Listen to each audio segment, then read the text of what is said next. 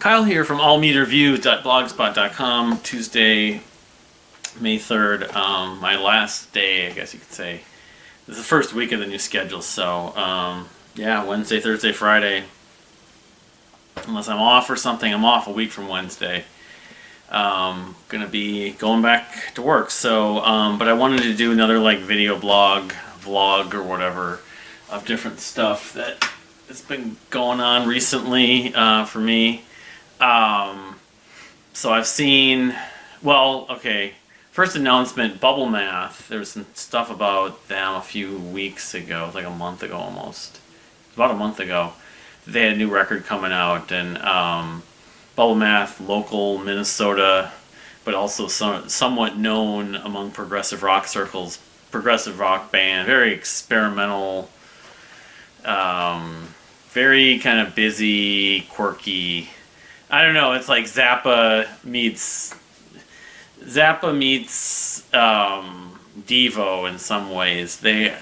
But then they have a heavier side to them. Their drummer's a Dream Theater fan, so and they're a little bit like Echoland, I guess you could say. But anyway, they've been around for over 20 years, but they put out one record in early 2000s, Such Fine as Particles in the Universe, that a lot of people got into progressive rock among those small niche circles, of course. They played a couple festivals, if I'm not mistaken, Cal Prague, and in the 2000s.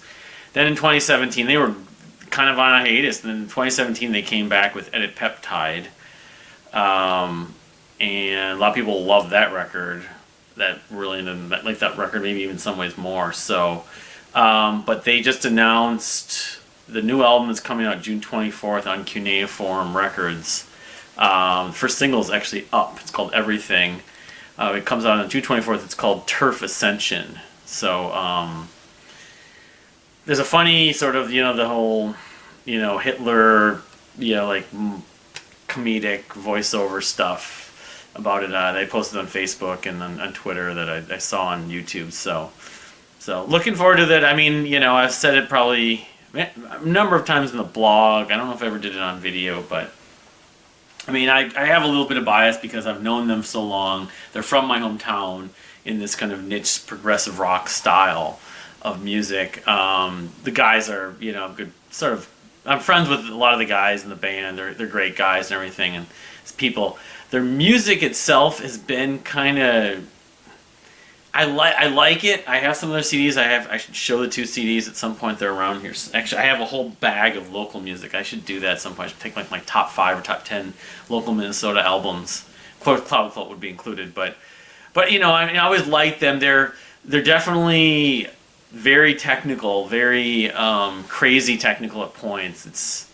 It's almost like technical death metal, but there's no death or metal in their sound really. But they're very schizophrenic. So I'll definitely be checking it out. I haven't listened to the new single yet. Definitely want people to hear about it because I know a lot of people that love them far more than I do actually, and I still enjoy them. But they sometimes get a little crazy, even for my taste, depending on what they're doing. It's a little more work to digest some of their music. So, but no, I'm looking forward to Turf Ascension and see how that one compares. The one thing I will say is I remember writing a review of a show they did before Edit Peptide came out in 2017. It was like 2016. And they didn't have their normal singer Jonathan Smith at that show. It was at the late Triple Rock Club that I love so much. But they ended up playing music not from Edit Peptide but from the follow-up. So I'm thinking that was the music from this album. Though granted, this album I assume will have vocals, a lot of vocals at points. Yeah, I mean they're friends with like Bent Knee. I know like people that like Bent Knee, if they've never heard Bubblemath, should probably check them out. They're the name like Bubblemath. They're into science and into, physics or whatever else, and what music relates to that. But they have every like album, and a lot of the songs have those moments. I remember the last album, there were a couple tracks that reminded me a little bit of like Caddisfly and Pat Metheny, where they definitely have that contrast of very like crazy and lyrical parts that are just ironic vocally or lyric, like it could be happy sounding and like really upset lyrics or something like that. They're very much into sort of that dichotomy, using dichotomy of tone with their music, and it sounds like it's incongruous, but actually they manage to get it to work most of the time. But it's not music like Bent Knee. It's not music that you can just like go ahead and listen to and then you've heard it once. You need to listen to it a few times, like a lot of progressive rock, to really see if it's going to click with you or not. And I give them the benefit of the doubt. You know, Edit Peptide I liked a fair amount of, but I didn't ever like get attached to it where I was listening to it every week. I probably listened to Such Fine Particles in the Universe more, but I don't know. We'll see. You know, but I know there's going to be people that are going to go totally apeshit for this because they absolutely love Bubblemath, both in and outside of Minnesota. You know, across the globe even. So. All right, so the reviews I wanted to briefly do as possible. So 2 movies in the last few days. I'll just go into the first ones first. The first one I saw just yesterday. I watched was finally the Charlie Kaufman movie. I'm Thinking of Anything. The other one I did see was the animated movie. Just came out. The Bad Guys. One of the third time I've been to the theater since COVID. You know, wearing masks and stuff like that, but there were only 3 or 4 people in the theater, thankfully, kids, of course. But so I'll go over the Charlie Kaufman movie first, which is a lot more in depth, or could be more in depth. So I am a Charlie Kaufman fan, pretty big fan, although you know he's okay. So these are the 3 movies that I think of him most for, probably, or probably the 2. The 2 biggies are his first feature length that he directed and wrote the screenplay, Schenectady, New York, with Philip Seymour Hoffman, and then of course Eternal Sunshine of the Spotless Mind that he's known best for, actually, the Jim Carrey, Kate Winslet movie from 2004, about dreams, and of course you can sync this movie up with Dredge's L Cielo and a bunch of weird stuff happens. So these were mind-bending movies, but they still had a lot of sort of the storytelling, the dialogue, the linear. There was still a linear enough of a sort of story arc for the characters and to figure out where they go, what they're doing, the analysis of the characters with both of them. That I just love both these movies. My wife hates this movie though, but. And then of course he did Adaptation, which Nicolas Cage, which I've only seen a couple times. I have the DVD. I can't say I love it. I know people I think Meryl Streep got a Golden Globe for it or got nominated, and it's probably one movie that I need to go back. I have not watched it in ages. They would run it sometimes on IFC, I remember. So the most recent thing I saw before Thinking of Everything was his movie Anomalisa, which was a bunch of sort of animated.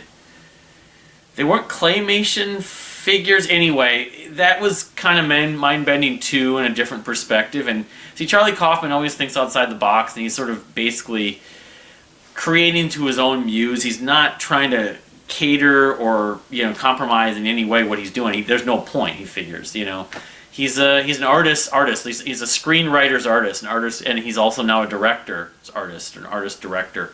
So this movie stars.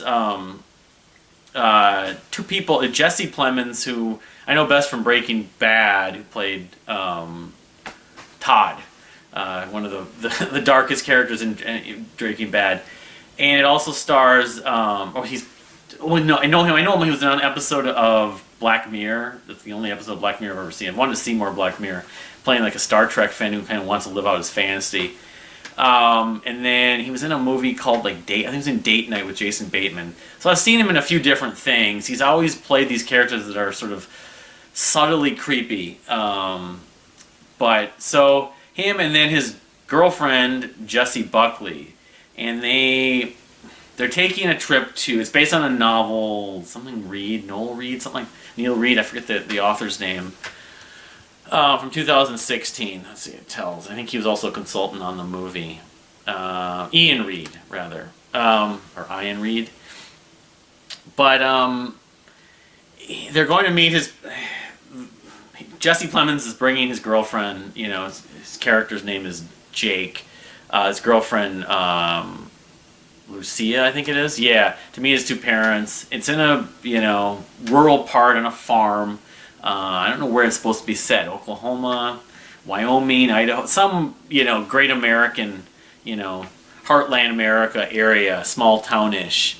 And there's weather, of course, so they're driving there. So they get there, and they're gonna have dinner. And of course, you hear Jessie Buckley's character, Lucia, kind of her sort of internal subliminal thoughts throughout the movie. So they get there and have dinners, introducing her to his parents, but it's just sort of reality and time of where she is and where everything else is especially when they get to the house, starts to get twisted. Because his parents seem to be at different ages at points to the time that they're having dinner and talking to each other there. It had kind of like it's a psychological thriller. It had kind of like a Texas Chainsaw Massacre or Misery kind of vibe to it, where she's going to this place to meet this guy's parents that she's been with for a few weeks, and in the middle of nowhere, bad weather, you don't know what potentially could happen. But it's not predictable sort of horror movie plot line in that sense. It's not even like Get Out. Get Out had a bit of that, the Jordan Peele movie. So, like some of his other movies like Schenectady, it really definitely manipulates sort of perspective and time and space and where everything is compared to where everything is for her. Like with her character, the Lucia character, time doesn't really seem to be changing all that much, going faster. Though they talk about time and space, and she's a physicist and all this stuff, even though she's a waitress. And then they're also interlacing clips from this janitor who, it's like spoiling too much here exactly what I think. The belief is that the janitor actually is Jake many years later, but he's there, kind of. They go to his high school. There's just a lot of space and surrealism about this movie. That all being said, I appreciate those parts of it. I thought Jessie Buckley and Jesse Plemons, both Jessies, were both really good at it. Toni Collette plays the mother. David Thewlis plays the father. They were good. I actually really liked the janitor sequences where he's at a restaurant eating, he's watching some movie. That actually almost gave me more sort of a break and it was more interesting little snippets. There were some musical parts in there I didn't really know what to make out of. But overall, it kind of was like a one and done. I don't know if I would even buy the DVD at this point or need to see it again. I mean, I suppose it could be one of those movies, if you see a second time, it kind of reveals other things that you didn't notice right away. But it's 2 hours and 15 minutes. I mean, it's on Netflix.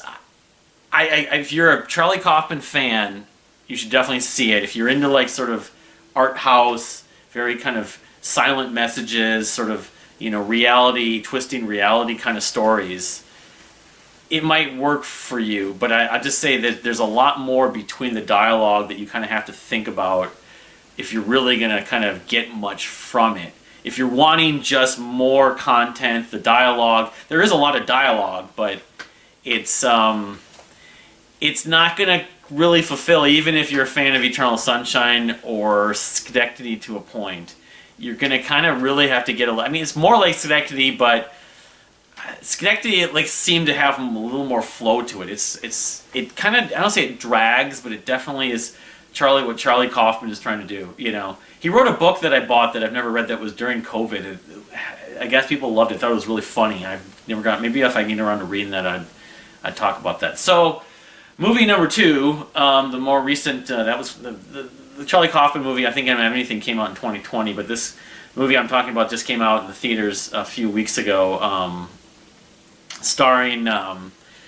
It's animated. My wife and I, we watch a lot of anime movies. It's DreamWorks. It's the same basically production company that does the Minion movies and does Secret Life of Pets and the Sing movies. So, which I've never seen Sing 2. My wife saw it. I haven't seen it, but Sam Rockwell, Mark Maron, Awkwafina, Craig Robinson, Anthony Ramos.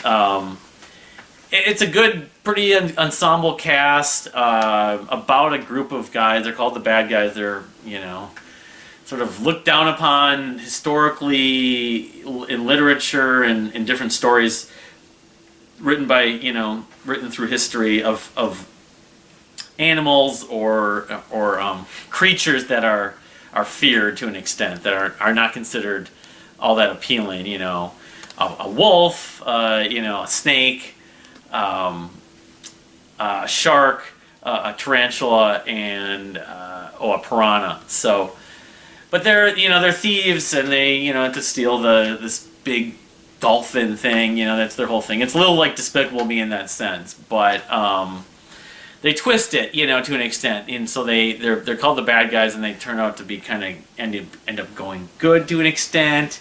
But then they're kind of coached by this guy who's a guinea pig, who's played by an actor who's done some other stuff. His name is Richard Ayoade, who's in a movie with like Jonah Hill, some other people back in 2012 that I want to see now.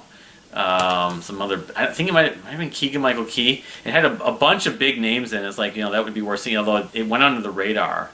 Richard Ayoade. It was called, not The Watch. Yeah, The Watch. But he looks like he should be involved in like Flight of the Conchords. But Ben Stiller, Vince Vaughn.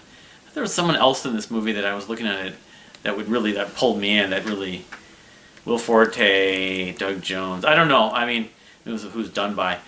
Anyway, so yeah, they end up being sort of helped out by this guinea pig, but not. And then it reveals really who's the real bad guy, and they become good and that kind of stuff. Fun movie, It's not, the story's been told, of course, before, but it's an animated movie. It's not. We don't need. This is my wife's kind of movie. Often, we just want your funny laugh, gag, kind of, cute little animations with a relatively linear plot. So it's gotten pretty good reviews too. I would give it a thumbs up too. In fact, between these two movies, I would slightly rate it higher than the Charlie Kaufman movie. So that's my take. Yeah, the good guys. I don't know if the bad guys. I don't know if they're gonna make a second one, but the animation is good. Sam Rockwell's good. There's a love interest, of course, in it. I don't know if the second movie would have a story, a plot. It's actually written by Pierre Perifel, which is not the same Pierre that does all the Minion voices, which is weird. But he's best known for working on the Kung Fu Panda movies. So, though I don't know if he was the main creator of those movies, but I think Kung Fu Panda is also part of DreamWorks. So yeah, that's about it for now. Like I said, going to work tomorrow, the rest of this week, and then we got all these albums that are coming out. Of course, this week is Thursday, so tomorrow or 2 days. The Grimace album is coming out. It's a weird title. Let me just pull that up quickly. They have a couple singles out. Grimace, the Romanian band, who sound a lot like ours, or your Dredge, kind of the alternative prog of sorts. This is this crazy month though. That's on the 5th, technically the release date, and then the start of this string of albums. Then on Friday is Pure Reason Revolution, which I have a pre-order. I'm assuming I'll be getting an email with that soon. And Warpaint, Radiate Like This. Pure Reason Revolution's Above Cyrus. In fact, I'm not sure I'm going to get that because you had to buy certain levels of the pre-order, but it'll be on Spotify, of course, on Friday, so I'll have to probably talk about that maybe next Monday. Monday might be my review day, because every week this month it seems like there's albums to talk about. So that's on Friday the 6th, and then the next week, I've gone over this a bunch of times, we have Gospel's The Loser and 0 Hours Agenda 21, so in theory, although I'll be off that Wednesday, so I don't know. And then the week after that, that's on the 13th. The week after that is Everything's Raw Data Feel, and The Family Crest is The War Act 2, and the Licorice Quartet Threesome Volume 3. So there's 3 records that week of the 20th. And then the last week, the 27th, is Coheed Cambria as a window. Fax is 2, window of the Waking Mind. So yeah, it's going to be a fun month. I mean, other stuff keeps on getting announced and stuff, stuff's gonna be coming out at some point. We'll get more news about that, but of course, like I said, my agenda, my responsibilities, not being at home here during the week, I'll have to kind of wait out and find other times to make videos. Otherwise, just on those 2 days, I'm gonna be home. But thank you for watching. If you found this channel recently and subscribe, appreciate that. If you please subscribe if you haven't, and we'll see you next time. One other point. I did listen to I'm gonna do some like the Bandcamp Friday stuff, but Block Party's new album, which just came out last week, and I'm actually liking some of it, although I haven't listened to it enough. But given that I'm gonna be driving more, I'm gonna have more opportunity. Block Party put out an album last week, I think it was, a week, but it was this past week, called Alpha Games, and Justin Harris from Phenomena is a member of the band. He was on the last album, Hymns or something like that. But I think I'm liking this record a little more than that. But that album, and then I recommend Courtney Swain from Bent Knee did put out a solo record. She puts out regular solo records, but I'm thinking this one I might like a little more than the last one. The last one was just like an ambient thing. It's called Silver Linings. So yeah, a lot of stuff. I mean, I don't know when I'll be able to start doing reviews for a lot of this stuff. I mean, the archive record, Call to Arms and Angels, The Gathering, Beautiful Distortion, I'm still taking in.